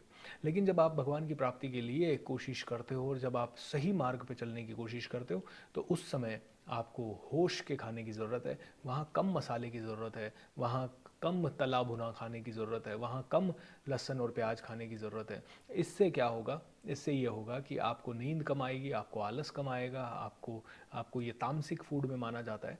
तो ये सब चीज़ें कम होगी तो आप आराम से एक एक दो दो तीन तीन घंटा आराम से मेडिटेशन कर पाओगे। बस इतना ही लॉजिक है। मैंने देखा इसके ऊपर कई सारे अलग अलग धार्मिक गुरुओं ने अलग अलग टिप्पणियाँ दी कि भैया ब्रह्मा जी जब खाना खा रहे थे तो प्याज और लहसुन उनकी थाली से बाहर निकल के गिर गए, किसी ने पता नहीं क्या बोला, किसी ने क्या बोला। मैं तो एक ही चीज़ समझ पाया हूँ कि यस, जो भी खाना खाते हो, जैसे खाना खाते ही आपने बहुत सारी छाछ पी ली तो अब आपको आलस आएगा, नींद आएगी, है ना? तो इसीलिए पहले तो भोजन 75% ही करें, और मतलब जितना खाते हैं उससे कम खाएं। एंड मैं कहता हूँ, मैंने खुद ने अपनी लाइफ में एक इतना बड़ा चेंज भोजन को चेंज करने से देखा है। पिछले 10 साल से ना मुझे मौसम से हल्की एलर्जी थी। जब भी हल्का सा बारिश का मौसम होता है या थोड़ा सा ठंडा हो जाता है, या मैं एसी से बाहर गर्मी में चला जाता है, या गर्मी से बाहर अंदर अचानक से एसी में आता, तो मुझे काफ़ी छींकें आने लगती, काफ़ी मेरे को जुकाम सा लगने लग जाता। हर 2 महीने में 1.5 महीने में ये होता था, और उसके बाद फिर मैं 3 4 5 दिन बड़ा परेशान रहता था। फिर मेरे को दिन दिन भर गर्म कुछ पीना पड़ता था, या 1 2 दिन तो दवाई लेनी पड़ती थी। लेकिन जब से मैंने 6 बजे के बाद खाना बंद किया है, उससे मेरा जंक फूड 80 90% कम हो गया है। जब से मैं ज़्यादातर अभी थोड़ा फ्रूट्स और ये सैलड्स वगैरह ले रहा हूँ या इस तरह की चीज़ें ले रहा हूँ, तो उससे काफ़ी फ़र्क पड़ा है। और आई थिंक पिछले 6 महीने में, मैं कल ही टीम को बता रहा था, 6 महीने से भगवान की कृपा से गला सही है, एनर्जी सही है, सब कुछ अच्छा हो रहा है। So that's how I it is. So my son delivers excellent speech in English in school. He is your regular student. मेरा Instagram पे 4.3 ट्रिलियन व्यूज़ आया है। That's awesome. Congratulations. Congratulations. Sir आप बहुत अच्छे से हैं, आपका ऑरा बहुत पॉजिटिव है, आपको मिली हुई अलग ही ऑरा है आपका। Thank you so much dear, hope it works. मेरा रूम पहले एक आदमी गाने गा रहा है और मैं how wonderful I am resourceful बोल बोल कर इग्नोर कर रहा हूँ happily. Thank you sir, that's good. Sir मैं पुणे रहती हूँ, मेरे पापा अलग सिटी में, उनकी किडनी प्रॉब्लम है, डायलिसिस पे, तो मैं चाहती हूँ उनके डायलिसिस बंद हो, कैसे मेडिटेट करें इसके लिए? हीलिंग की मेरे इसी स्पिरिचुअल टॉक पे हीलिंग के ऊपर बहुत वीडियोस हैं, उन्हें देखिए। और राइट, गार्डन में करते हैं तो बहुत अच्छा लगता है, करिए बिल्कुल, जहाँ पे भी अच्छा लगता है वहाँ करिए। 4 साल से कुछ भी हासिल नहीं कर पाया हूँ, ट्रेडिंग में सक्सेस करना चाहता हूँ। जो चीज़ में 4 साल से लगातार फेल हो रहे हो उसको छोड़ो और दूसरा कुछ करो। अच्छे कर्म को, हाँ कोई ज़रूरी, लेकिन हाँ ये देखना, ऐसा कोई ज़रूरी नहीं है कि 5वें साल तुम सफल नहीं हो पाओगे, लेकिन तुम्हें खुद जजमेंट आ जाना चाहिए 4 साल में, है ना, कि हाँ यार अब मैं इसमें सफल हो भी पाऊँगा या नहीं। ज़िद में काम नहीं करना है। आप अपने सिग्नल्स को देखें। सर मेरा फ्रेंड मजाक उड़ाते हैं, मेरा को गुस्सा दिला देते हैं बहुत ज़्यादा, इसलिए मैं उनसे दोस्ती तोड़ ली, क्या मैंने सही कहा? पता नहीं, जहाँ पे बार बार ह्यूमिलिएशन हो रहा हो, वो दोस्ती अगर मजाक इस लेवल पे है जहाँ ह्यूमिलिएशन है तो दोस्ती तोड़ना चाहिए। लेकिन वो मजाक सच में इनोसेंट मजाक है तो फिर आपको अपने आप को बदलना चाहिए। अच्छे कर्म तो ईश्वर को समर्पित कर देते हैं, पर बुरे कर्मों का क्या करें? बुरे कर्मों को भी समर्पित कर दें, क्योंकि बुरे कर्म भी जो हो गए वो तो कहते हैं कि एक लेवल के ऊपर विचार किसने दिया आपको? ओके, आपको किसने विचार दिया? भगवान ने ही विचार दिया ना। और अच्छा और बुरा इस दुनिया में दोनों ज़रूरी है, ये मानते हुए जब भगवान ने ही अच्छे और बुरे दोनों बताए। मान लीजिए दुर्योधन को स्वर्ग मिला, आपको पता है दुर्योधन स्वर्ग में गया। क्यों गया दुर्योधन स्वर्ग में? जब दुर्योधन ने महाभारत रचाई, अहंकार दिखाया, उसके कारण द्रौपदी का अपमान हुआ, इतने सारे और कांड हुए, तो दुर्योधन स्वर्ग में क्यों गया? क्योंकि अगर बुराई ना होती तो अच्छाई का बोलबाला ना होता, अगर रावण ना होता तो राम का बोलबाला ना होता, अगर अंग्रेज़ ना होते तो भगत सिंह जी का बोलबाला नहीं होता। तो अच्छाई और बुराई दोनों एक ही सिक्के के एक पहलू है। और आपसे अगर कुछ गलत भी हो गया है तो समर्पण करो और आगे से गलत नहीं करेंगे, ऐसा ही सोचेंगे और क्या। अच्छे कर्म तो ईश्वर को समर्पित कर देते हैं। ठीक है, चलिए आज इतना ही करते हैं दोस्तों। आप सभी का कल्याण हो, आप सभी का मंगल हो। Thank you so much. भगवान करे हम सभी को सद्बुद्धि मिले और हम सभी इस गीता ज्ञान को अपने जीवन में उतार सकें। सर्वे भवन्तु सुखिनः, सर्वे सन्तु निरामया, सर्वे भद्राणि पश्यन्तु, मा कश्चित् दुःखभाग् भवेत्। ओम शांति शांति शांति। बोलिए योगेश्वर श्री कृष्ण भगवान की जय। सीताराम सीताराम सीताराम कहिए, जाहि विधि राखे राम, ताहि विधि रहे। हरे कृष्णा कृष्णा कृष्णा हरे हरे, हरे रामा रामा रामा हरे हरे। धन्यवाद। कृष्ण कृपा हो तभी कृष्ण का नाम ले सकोगे।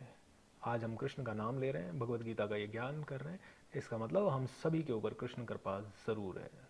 Thank you thank you thank you. Take care everyone, be happy, bye bye.